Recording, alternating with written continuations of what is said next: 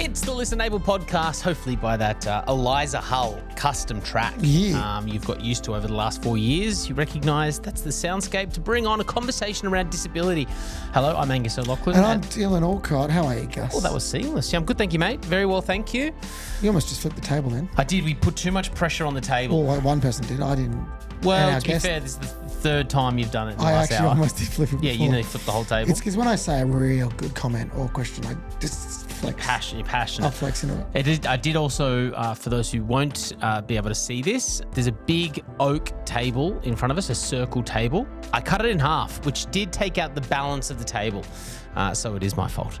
That is a side story because we have an amazing guest in front of us today, a powerhouse model, speaker, creator. But let's let them introduce themselves. Hello. Hello, I'm Rita Havea, model, speaker, creator, actor, and a Melbourne girl born and bred in Melbourne. Love my nam. Nice. Love that.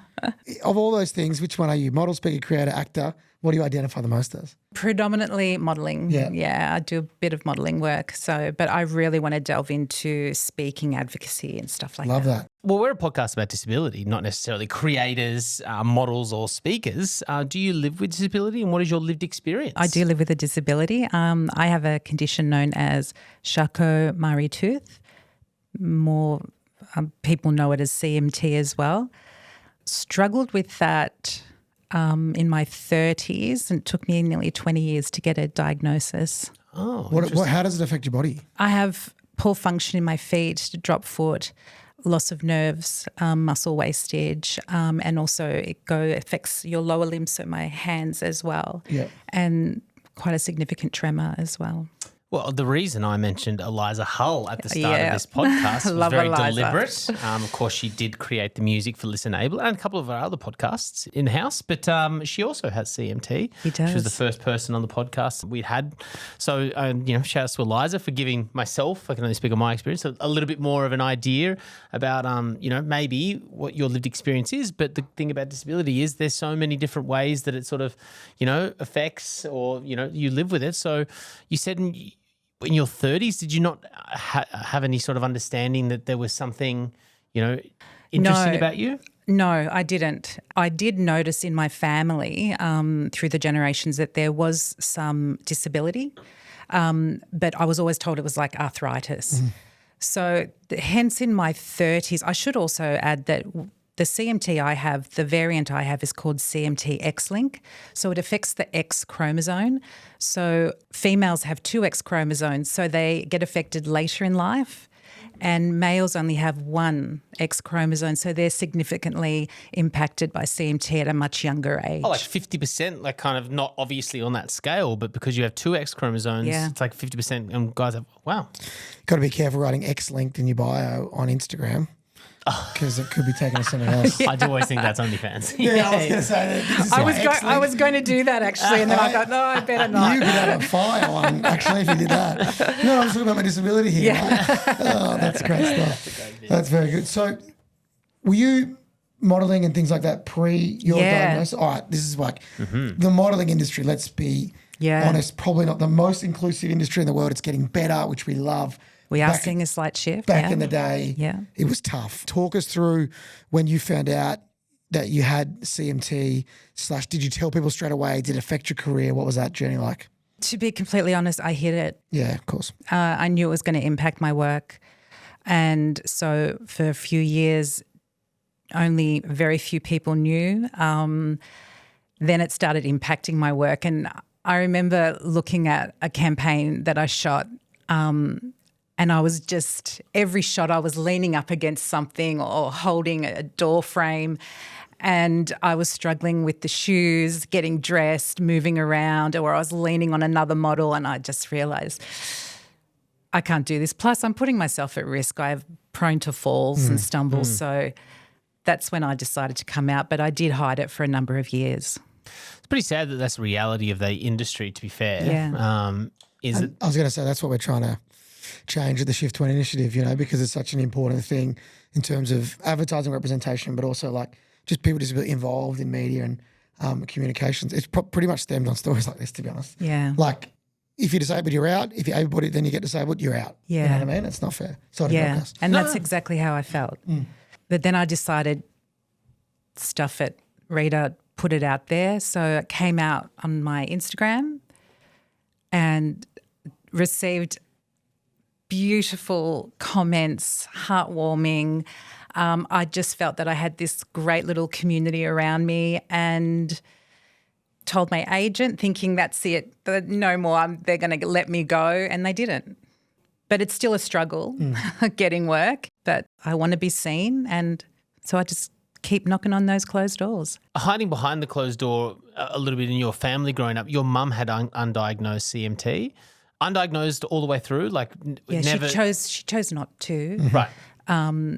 So Why was that? I think fear, stigma. I don't know. She passed, unfortunately, just before I was diagnosed. Oh, wow. So we didn't get to have that conversation. And so I really struggled with that on why did she do that. She could have, by sharing this information, it could have built my resilience and gave me knowledge and power for my family, but I didn't get that opportunity. So she used another sort of term or diagnosis that she gave herself, arthritis, or what did she say? Yeah, she mainly said arthritis, but she was always quite dismissive about it. And when you questioned, Mum, maybe we should go get some further tests, you know, your mobility is quite poor. And she was like, no. So, yeah, we never had that conversation. So is it hereditary? Yes, it is. So do you have children? Yeah. Are they? Yeah, so I have two children, a daughter that's 23 and a son that's 16. My daughter's chosen not to be tested. She doesn't want to at this stage. My son was clinically diagnosed at the age of 10. And it's with my CMT, X-Link, it's a 1 in 2 chance of passing it on to your children. How do you feel about your daughter not wanting to get diagnosed? Fully support that. We've had the conversation. She has knowledge of CMT. She knows that when the time comes and she wants to, how she can go about it. And there's also genetic counselling if she requires it as well. I think she's also, you're open you're on a podcast about yours, so it's a different experience where she's like, cool, well, my mum's got some toolkits that if I do want to lean into that, 100%, I have that sort of idea that, my mum's kick ass and she's been able to do a lot of things that, maybe your mum wasn't so forthcoming with. Yeah, it's such an interesting discussion, so thanks for having it vulnerable. But imagine your daughter, if she fell over, she might be like, is that the CMT or did I just trip? You know what I mean? Yeah. So I'm just trying to think in my case, and I fully respect your daughter's decision, but I would be constantly jumping at shadows in my brain. Like, imagine if you had a beer, you fell over, you're like, oh no, is that the beer? Or is it the, CMT? It's an interesting way to think about it, yeah. So for you, it came at 30. Did it also come with a sense of relief when you got the diagnosis, as much as you were hiding it from an agency that is sort of vapid and aesthetic based? So I was genetically tested because for 20 years I could not, everyone was just telling me there's nothing wrong with me. And, most of the time I walked away with a script for an antidepressant. So genetically tested, sent off to America. And that was done in my 50s. So if I was 50 at the time, so I'm 56 now. So when it came back and showed that I carried the CMT X-Link, it was more of like, I knew it. I knew there was something wrong with me. It was more, I just felt that. I didn't feel anything like, oh my God, this is the end. Nothing like that at all. It was like, I fucking knew it. It's like a weight off your shoulders. Yeah, completely. Were you straight away comfortable with the diagnosis? Yep. Yeah, well, you kind of do need support because you don't know. I didn't know much about it. It was hidden from me. And then when I came out with it, I just realised I want knowledge, as much knowledge as possible. Went and saw a genetic counsellor, linked myself to CMT support groups, did as much research as possible because I felt that made me feel stronger in myself.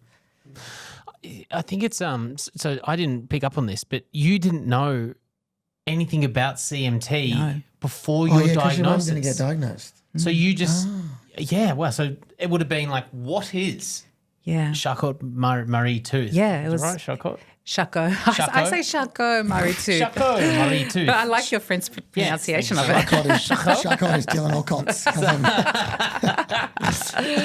But that would have been like, because you knew something was wrong. You knew there was something that mum wasn't telling you or wanting to find out about herself. But that would have been a brand new terminology and diagnosis for you. Yeah, it was. Oh, wow. It was a complete shock. And then when I came out to my family saying, hey, this is what I've been diagnosed with, I found that some family members knew that they had it and some family chose to get tested but chose not to say anything. So I was dealing with that as well.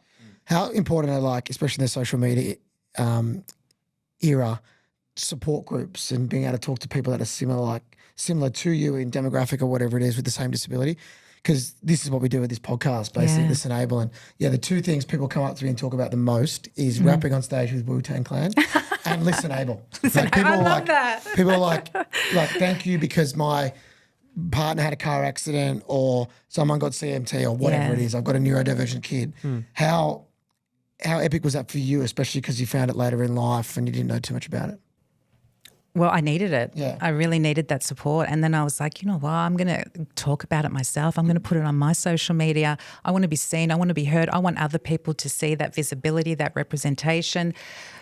And I've had a really good response to it. So, because CMT affects a lot of people. They say it's rare, but it's not really rare. It affects, CMT affects more people than MS and motor neurone. Really? Yeah. Yeah, I actually know a few people with CMT. So you're right. So unfortunately, a lot of people are not diagnosed. They don't know, yeah.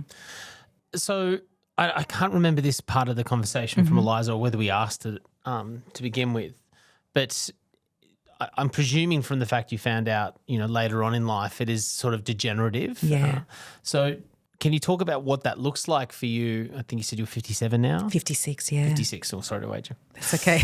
My apologies. But what does it look like the next 10 years, 20 years? Is there, and I don't mean to be too crass, is there sort of not at all. a life expectancy for somebody with CMT? There is no life expectancy for someone with CMT. However, it's a degenerative condition, so pretty much I'll be losing more function in hands, feet. Doesn't seem to affect my lungs, so unfortunately, there's not much I can do. So I don't want to think too far into the future. Yeah. However, I just stay in the present, and as long as I'm up and about doing things, I'm good to go. Does it change the way you live your life at all? Yeah, it has. Slightly it has, just in terms of my mobility and getting around and stuff, because, I'm really independent and want to just get out and do things. Use a cane? Yeah, I use a cane. I have braces as well. Are you like a lot of people who get diagnosed later in life or obtain a disability kind of resent help, and care and things like that? Are you in that mentality, or because obviously if a degenerative disease, you might need more support. Yeah. How does that sit with you? Yeah, I do struggle with help. Yeah, 100%. And that's a mindset that I need to change, that I'm working on. Good on you. But first thing is admitting it. That's right. Honestly, absolutely. I'm swear to God, seriously. 100%. And there's nothing. I always use the example when I do a lot of keynote, motivational talks around the world, and about being vulnerable. And I can't go to the supermarket without asking 10 randoms for help. Yeah. Because I can't reach anything. Does that make me less than you? Is what I ask the audience. Someone goes, of course not. I'd help you. Exactly.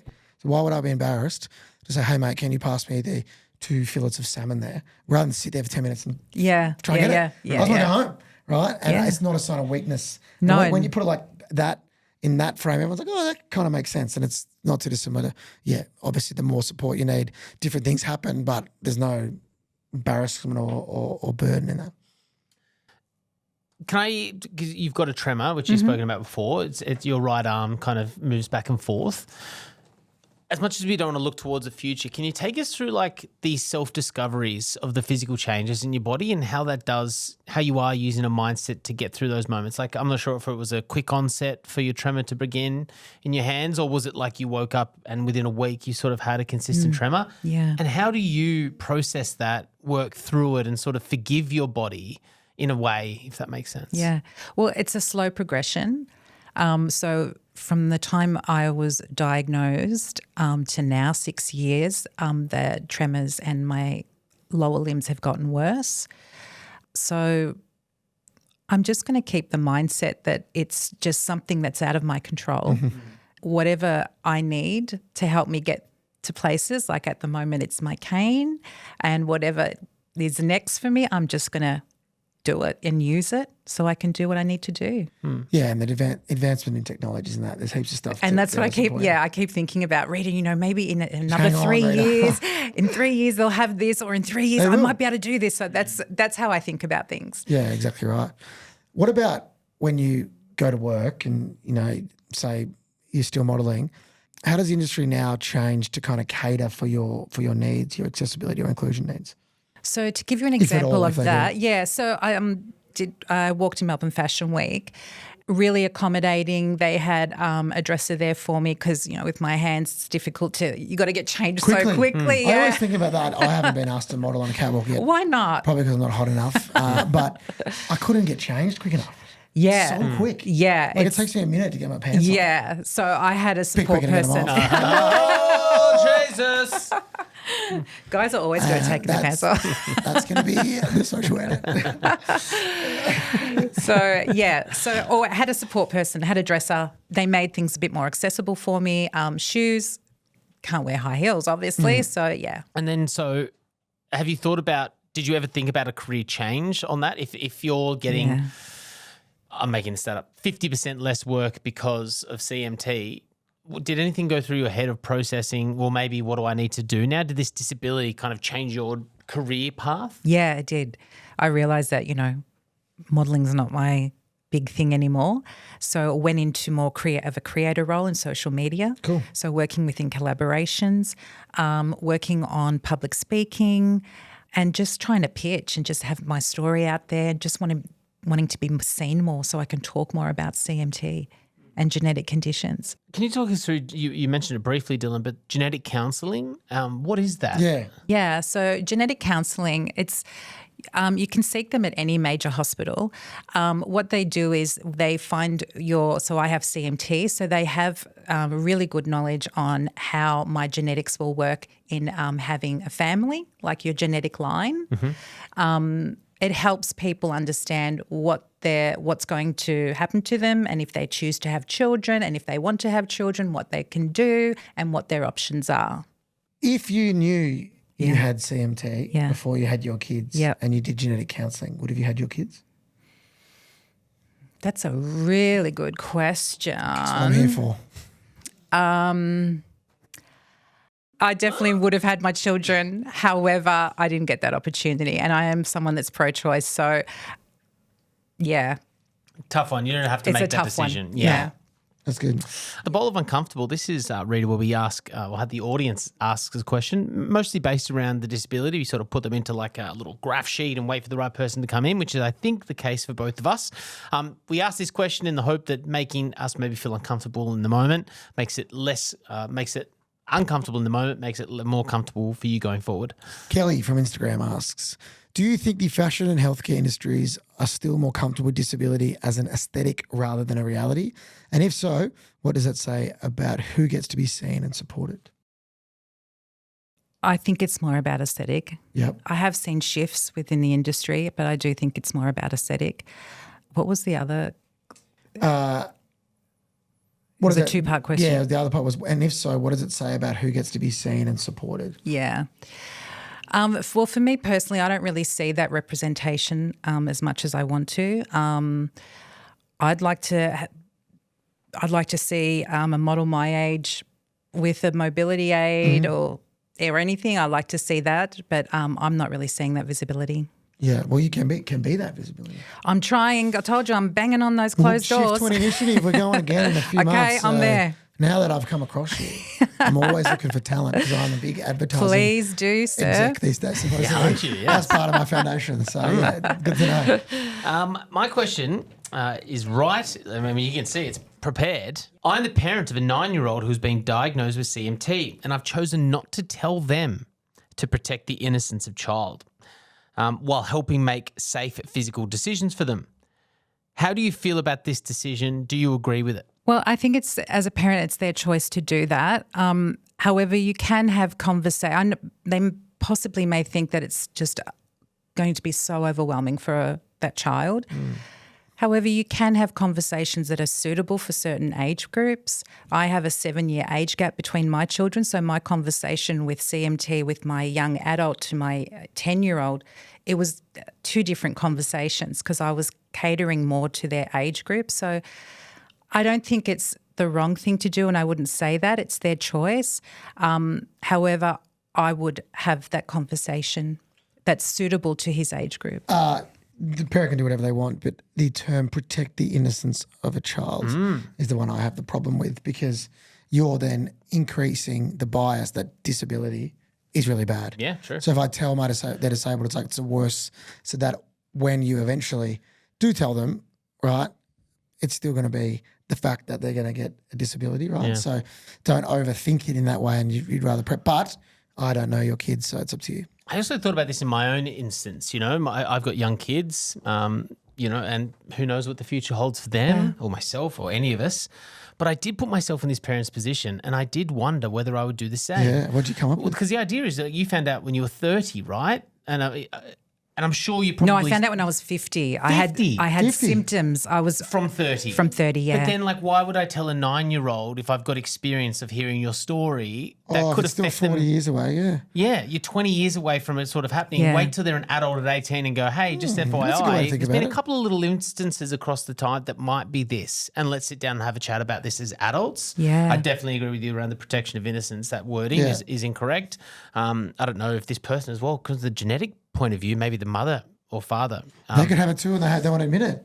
Exactly. So it Yeah. is quite complex that. It but I is. did put them in my, and That's a good I was point, mate. sympathetic. I was Yeah. like, yeah, I don't want my, 9-year-old child, my daughter, to stop running around the playground and having fun because she has in the back of her mind a fear that this could be something else affected her, or that she puts a stigma on herself because she's not old enough to educate herself around disability yet, that I am other or different. Yeah. So, yeah, interesting, complex question. If you are listening or question. watching this, let's have this chat in the comments. Yeah.